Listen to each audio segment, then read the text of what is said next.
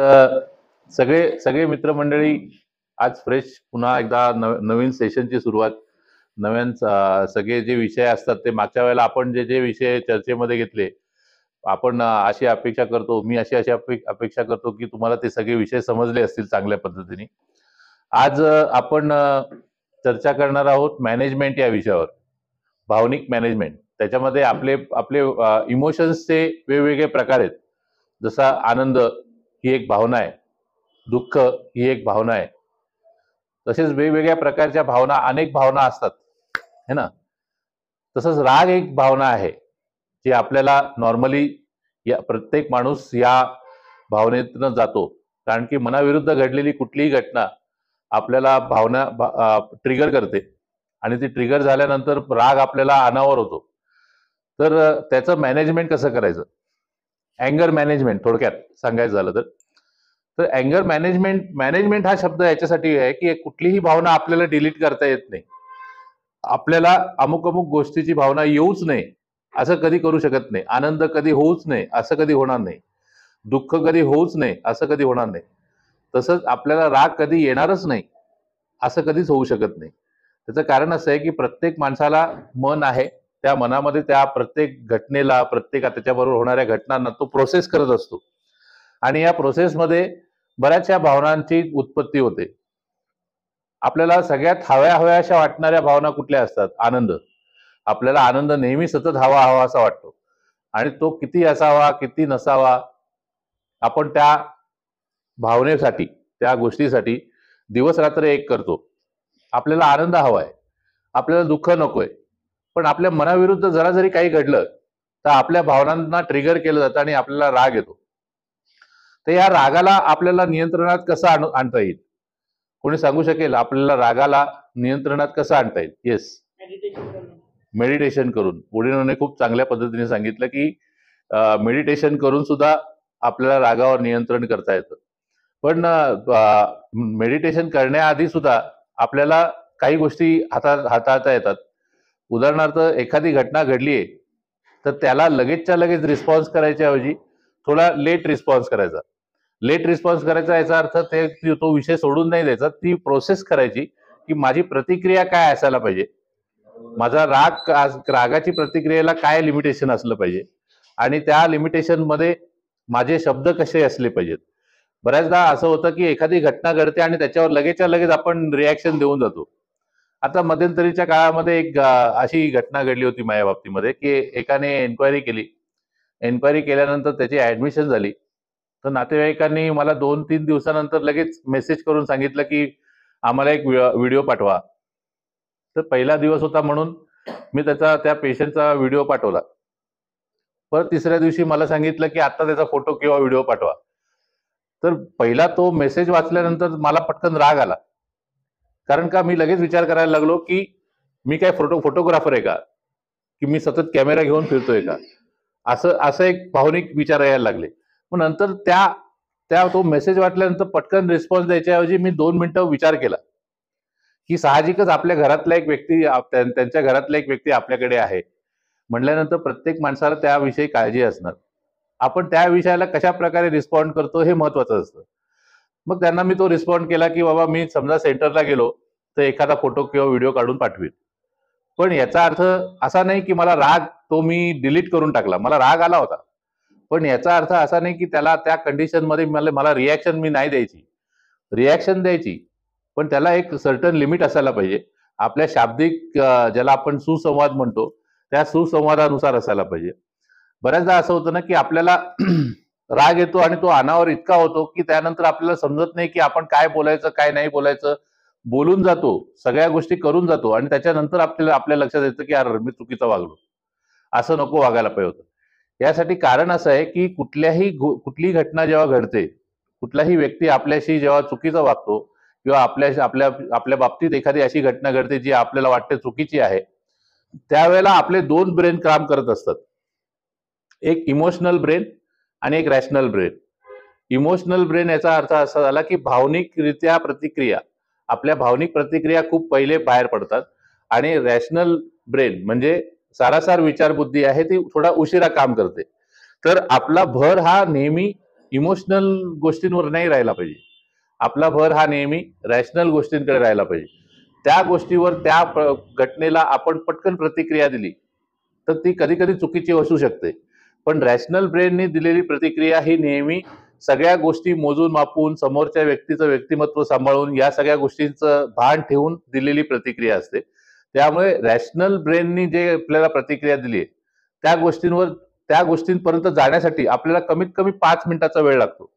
तर कुठलीही घटनेच्या वर रिॲक्ट होताना आपल्याला 5 मिनिटं तरी थांबून रिॲक्शन दिली पाहिजे.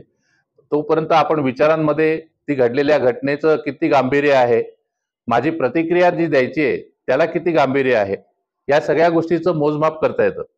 आता बऱ्याच लोकांना असं वाटतं की आपल्याला राग किंवा आपल्या ज्या भावना आहेत त्या मोजता येत नाही, पण त्या मोजता येऊ शकतात. एखादी घटना घडते त्यावेळेला आपण त्या घटनेच्या आधी आपण ह्या विचार करू शकतो की आपल्याला कुठल्या कुठल्या गोष्टी अशा आहेत ज्या गोष्टींचा आपल्याला राग येऊ शकतो. इथे एक मोजमाप करता येतं. एखादी घटना घडल्यानंतर मला किती राग येतो इथून मोजमाप करता येतं. तिसरी गोष्ट म्हणजे आपल्याला तो राग किती काळ आपल्या बरोबर राहतो. बऱ्याचदा असं होतं ना की सकाळी एखादी घटना घडली, सकाळी वादविवाद झाला आणि संध्याकाळपर्यंत आपला आदळआपट चालूच आहे. असं जर होत असेल तर ते नुसता राग राग राहत नाही, तो आजारात रूपांतरित होतो. मानसोपचारामध्ये अँगर मॅनेजमेंटचं महत्व खूप महत्वाचं आहे, कारण का हा एक आजार आहे. कंटिन्युअसली आजारी राहणं, कंटिन्युअसली चिडचिडेपणा राहणं. बऱ्याचदा आमच्याकडे ज्या एन्क्वायरीज होतात ऍडमिशनच्या आधी, जे एन्क्वायरी होतात त्यावेळेला आम्हाला फॅमिली मेंबर असं सांगतात की तो खूप चिडचिड करतो, सतत चिडचिडेपणा असतो त्याच्यामध्ये. पण जेव्हा तो इथे येतो, आपल्या इथे येतो, त्यावेळेला तो चिडचिडेपणा कमी होतो. त्याचं कारण असं आहे की माणूस हा त्याच व्यक्तींवर चिडचिडेपणा करू शकतो ज्या समोर त्याचं चालतं. जगातल्या इतर लोकांबरोबर तो एकदम चांगला नॉर्मल पद्धतीने राहतो. इथे असताना कोणी असं आहे का की सतत चिडचिडेपणा करतोय? कोणी आहे का? नाही. पण हाच आपला स्वभाव आपल्या फॅमिलीमध्ये असताना चिडचिडेपणा होतोय. इथे आपल्याला हे मोजायला मिळतंय की मी जगाबरोबर चांगला राहतोय पण फॅमिलीमध्ये चिडचिडेपणा करतोय. तो चिडचिडेपणा किती असतो? एका घटनेपुरता मर्यादित असतो का कंटिन्युएशन मध्ये राहतो? तर त्या परिस्थितीत सुद्धा आपल्याला मोजमाप करता येतं. पण शेवटी किती केलं तरी ह्या सगळ्या प्रतिक्रिया तेव्हा शक्य आहेत ज्या वेळेला आपला रॅशनल ब्रेन काम करतोय, सारासार विचारबुद्धी आपली काम करते. बऱ्याचदा ही गोष्ट म्हणजे म्हणतो ना आपण की आपण अल्कोहोल पासून सुटका पाहिजे असेल किंवा कुठल्याही ऍडिक्शन पासून आपल्याला सुटका पाहिजे असेल तर पहिले हे स्वीकार करायला लागतं की मला हा प्रॉब्लेम आहे. बऱ्याचदा असं होतं की इथे आल्यानंतर महिना महिना निघून जातो की मला असा काही प्रॉब्लेमच नाहीये, घरच्यांना वाटतंय की हा प्रॉब्लेम आहे. पण आपला प्रॉब्लेम किती किती ठिकाणी वाढत चाललाय बघा. आपल्या फॅमिलीमध्ये हा प्रॉब्लेम होतोय, आपल्या भावनिकरित्या आपल्याला प्रॉब्लेम होतोय, आपल्याला मानसिकरित्या हा प्रॉब्लेम होतोय. या सगळ्या प्रॉब्लेम्सला जर आपल्याला नियंत्रणात ठेवायचं असेल तर भावनिक हाताळणी आपली खूप महत्वाची आहे. आपल्याला फ्रस्ट्रेशन येतं, टेन्शन येतं, डिप्रेशन येतं, या सगळ्या घटनाक्रम आपण बघू शकतो. पण या सगळ्याचं मूळ कुठे आहे? तर आपली भावनिक हाताळणी कुठे ना कुठेतरी चुकते. आपल्याला ह्या सगळ्या प्रकारच्या भावना, फ्रस्ट्रेशन, टेन्शन, डिप्रेशन काय येतं? कारण की त्या मूळ घटनेला मी व्यवस्थितरित्या हाताळलं नाही. इतिहासातली कुठलीही एखादी घटना घ्या, ज्या वेळेला तुम्हाला खूप फ्रस्ट्रेशन आलं असेल, खूप टेन्शन आलं असेल, खूप डिप्रेशन आलं असेल, तर त्यावेळेला ती घटनेचं तसं रूपांतर का झालं? अँगरमध्ये रूपांतर का झालं? रागामध्ये रूपांतर का झालं? तर त्या सिच्युएशनला मी व्यवस्थित नाही हाताळलं, त्या भावनांना मी व्यवस्थितरित्या हाताळत नाहीये. म्हणून त्या गोष्टी मी असं अजिबात म्हणत नाहीये की ह्या सगळ्या भावना चुकीच्या आहेत, असं अजिबात नाहीये. ह्युमन बिईंग आहे, माणूस आहे म्हटल्यानंतर या सगळ्या भावना असणारच. पण त्याचा अतिरेक असणं हे चुकीचं आहे. एखाद्या गोष्टीचा अतिरेक असणं, कुठल्याही गोष्टीचा अतिरेक असणं चुकीचंच असतं. तसंच हे भावनिकरित्या आपण खूप जास्त प्रमाणात त्या गोष्टी आपल्या बाबतीत वाढत जातात आणि त्याला नियंत्रणात ज्या वेळेला ठेवता येत नाही त्यावेळेला आपण प्रॉब्लेम आहे असं समजतो. आपल्याला इथे असलेल्या प्रत्येक माणसाने आपापल्या जीवनामध्ये कधी ना कधीतरी चांगले दिवस बघितलेत, वाईट दिवसही बघितलेत. पण आपल्याला नेहमी चांगले दिवस लक्षात राहतात, वाईट दिवस लक्षात राहत नाही. तर आपल्याला आत्ता इथे बसल्यानंतर आपण सगळ्या गोष्टींवर जेव्हा काम करतोय त्यावेळेला आपल्याला ही गोष्ट बघायची आहे की माझ्या वाईट दिवसामध्ये मी नेमका कसा वागतो. माझे जेव्हा परिस्थिती खराब असते, माझ्या मनाविरुद्ध जेव्हा एखादी घटना घडते, त्यावेळेला मी नेमका कसा वागतो, मी योग्य पद्धतीने रिॲक्ट करतो का? फॅमिली मेंबरशी मी नीट बोलतो का, फॅमिली मेंबरना मी चांगल्या पद्धतीने प्रतिक्रिया देतो का, या सगळ्या गोष्टींचा विचार करणं गरजेचं आहे. बऱ्याचदा असं होतं की आपण त्या गोष्टीचा विचार न करता मी बरोबरच होतो असं एक छोटंसं लेबल देऊन त्याला आपण सोडून देतो.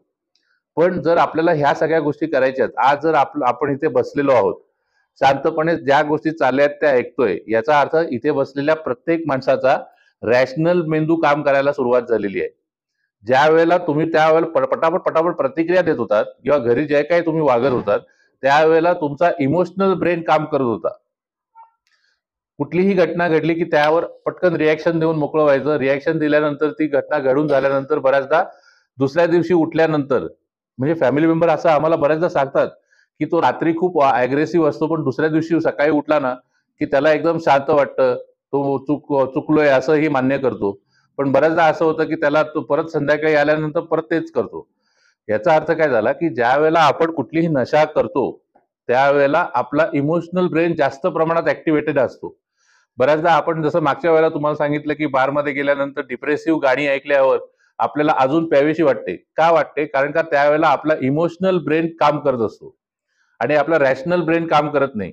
त्यावेळेला जर रॅशनल ब्रेन काम करत असता तर तो म्हणतो, त्यावेळेला त्याच्या डोक्यात हा विचार आला असता की त्यावेळेला तिकडे तो डिप्रेशनची गाणी म्हणतोय म्हणून मी का पिऊ, हा रॅशनल मेंदूने विचार केला असता. पण आपला इमोशनल ब्रेन काम करतोय म्हणून आपण ती घटना, ते गाणं माझ्या जीवनाशी कसं संबंधित आहे, माझ्या जीवनाशी कशा प्रकारे संबंधित आहे असा विचार करायला लागतो. आणि मग त्याच्यातनं आपल्या या पुढे गेल्यानंतर चुका होतात. आपण ते अल्कोहोल घेतो आणि परत मग त्याच भावनेच्या ओघामध्ये आपण घरी येतो. घरामध्ये साहजिकच ते काही स्वागतार्ह असलेलं आपलं बिहेवियर, आपला बिहेवियर हा स्वागतार्ह नसतो. त्याच्यामुळे ते लोक त्याला गोष्टीला अपोज करतात. जेव्हा त्यांच्याकडनं विरोध केला जातो त्यावेळेला आपला पुन्हा इमोशनल ब्रेन ऍक्टिव्हेटेड होतो आणि त्याच्यावर त्यांनी दिलेल्या प्रतिक्रियाला आपण प्रतिक्रिया देतो आणि त्या दोन प्रतिक्रियांमध्ये गडबड होऊन जाते. तर अँगर मॅनेजमेंटमध्ये जसं त्याने ओडिनोने सांगितलं की मेडिटेशनने खूप चांगला फायदा होतो, निश्चितच फायदा होतो. पण त्याच्या आधी तुम्हाला डिले द रिस्पॉन्स, आपल्याला आपल्या प्रतिक्रियांना जितका उशीर करू तितका आपल्याला जास्त चांगल्या पद्धतीने त्याचा फायदा होऊ शकतो. कारण का ती पटकन दिलेली प्रतिक्रिया ही कधी कधी चुकीची नाही, कधीतरी नाही, नेहमी चुकीचीच असते. त्यामुळे आपल्याला घाई गडबडी करून उपयोग नाहीये. त्याच्यानंतर आपल्याला पुढची एक गोष्ट म्हणजे आपल्याला तो जो टाइम फ्रेम जो आहे रागाचा, जसं मी तुम्हाला सांगितलं सकाळी एक घटना घडली आणि संध्याकाळपर्यंत राग कंटिन्युएशन मध्ये चालूच आहे, तर तो टाइम आपल्याला कमी करता येतो की ती घटना आता घडून गेलेली आहे, आता त्या गोष्टीचा काही विचार करायचा नाही आणि आता आपण आपल्या नवीन आयुष्याला परत एकदा नव्याने सुरुवात करायची. हा एक प्रकार करून बघितल्याने फायदा होईल. इथे बसलेल्या प्रत्येक माणसाला आपण इथे आलो तो दिवस आठवतोय. ज्यांचा पिकअप झालाय त्यांच्या बाबतीतला हा विषय नेहमी डोक्यामध्ये राहतो आपल्या की माझा पिकअप कसा काय झाला, मला खोटं बोलून कसं काय आणलं. पण ती घटना आता घडून गेलेली आहे आणि त्याच्यानंतरचा काळ, त्याच्यानंतर ज्या ज्या गोष्टी माझ्या बाबतीत घडल्या आहेत त्या चांगल्या घडलेल्या आहेत. इथे आल्यानंतर प्रत्येकाचं वजन वाढलेलं आहे, इथे आल्यानंतर प्रत्येकाचं जेवण वाढलेलं आहे, इथे आल्यानंतर प्रत्येकाच्या शारीरिक ज्या व्याधी होत्या त्याच्यावर चांगल्या रीतीने काम झालेलं आहे. या सगळ्या गोष्टी जर चांगल्या झालेल्या आहेत तर ते वाईट गोष्ट जी डोक्यात ठेवली आहे मी की मला न सांगता केलं किंवा मला माझा पिकअप झाला, या सगळ्या गोष्टी ज्या विचारात ठेवून चाललेल्या त्या गोष्टीला काही अर्थ नाहीये. पण बाहेर पडल्यानंतर त्यांना कुठल्या ना कुठल्या तरी एका पॉइंटमध्ये पकडायचंय, म्हणून आपण त्यांना जर त्या ऍक्शननी घेत राहिलो तर त्याचा काही अर्थ नाही. ठीक आहे. सो अल्टिमेटली आपण या सगळ्या गोष्टींचा विचार करत असताना आपल्याला भावनिक हाताळणी खूप महत्वाची आहे की आपल्याला इमोशन्स आपल्याला हाताळता येत आहेत का, आपण त्या सिच्युएशनला चांगल्या रीतीने फेस करतोय का. आणि ह्या सगळ्या सिच्युएशनला चांगल्या रीतीने फेस करत असेल तर मग ते प्रकरण जे वादविवादात जाते ते वादविवादात जाणार नाही. आणि वादविवाद जर जाणार नाही तर ऑटोमॅटिकली आपल्या जीवनात हळूहळू शांतता यायला सुरुवात होईल. ठीक आहे. तर अल्टिमेटली आपल्याला ही गोष्ट समजायची आहे की अँगर मॅनेजमेंट हा विषय खूप मोठा आहे. हा काही छोटा मोठा विषय नाही. इथे असणाऱ्या कुटुंबामध्ये भांडण झालेलंच नाही असा कोणी व्यक्ती आहे का आपल्याकडे? तुझ्या कुटुंबात भांडण नाही झाली? कसं काय? हा, भांडण झाले विदाऊट भांडण तुला कसं काय ऍडमिट कसं काय करणार मग? हा, मग वाद झाला याचाच अर्थ अँगर मॅनेजमेंट आहे की नाही. आपल्याला वाद होतो याचा जरुरी नाही भांडणं म्हणजे आदळापटच झाल्याने भांडणं होतं त्याच्यातला भाग नाही. आपल्याला आपण जे बोलतो त्याच्यामुळे सुद्धा वाद होऊ शकतो. सो अल्टिमेटली असं काही नाही की बाबा वाद वाद झाला आहे म्हणजे फक्त ते तेवढ्यापुरती मर्यादित आहे. त्या शाब्दिक गोष्टींना आपल्याला थांबवता येत नाही. तुझ्या बाबतीत सांगायचं झालं तर ज्या वेळेला तुला घेऊन यायची वेळ होती त्यावेळेला तुझा रॅशनल ब्रेन जर काम करत असता तर तू ही गोष्ट बोलला असतात की मी परत असं करणार नाही. पण त्यावेळेला तुझ्याकडनं काय रिॲक्शन गेली की आता मी परत आल्यानंतर अजून करेन, अजून त्रास देईन. बरोबर आहे. तर याचा अर्थ काय झाला की बाबा तुझं रॅशनल ब्रेन त्यावेळेला काम करत नव्हता. आता तू असं म्हणतोस का की मी गेल्यानंतर परत करेन? म्हणतो का नाही म्हणत? कारण ते चुकीचं आहे हे आत्ता समजतंय. बरोबर ना? ते चुकीचं आहे ते आत्ता समजतंय. पण फॅमिली समोर असताना त्या गोष्टी रॅशनल ब्रेन काम करत नाही. हाच फरक सांगतोय मी, की ज्यावेळेला आपल्याला भावनिक हाताळणी जेव्हा करायची असते ना, त्यावेळेला आपल्याला कधीही त्यावर पटकन रिस्पॉन्स द्यायचा नाही. त्यावर थोडा विचार करून, थोडा थांबून, थोडा विचार करून मग त्याच्यावर विचार करून उत्तर द्यायचं, की काय उत्तर योग्य आहे. तर त्याला जास्त फायदा राहील असं मला वाटतं. तर तुमच्या जीवनातले काही अनुभव जे असे वाटतील की ज्या वेळेला तुम्हाला खूप जास्त अनावर झाला होता राग आणि त्यावेळेला जर मी राग कंट्रोलमध्ये ठेवला असता तर आज परिस्थिती वेगळी असती, असे काही अनुभव असतील तर तुम्ही नक्कीच सांगा. त्याच्यावर बोलूया आज आपण.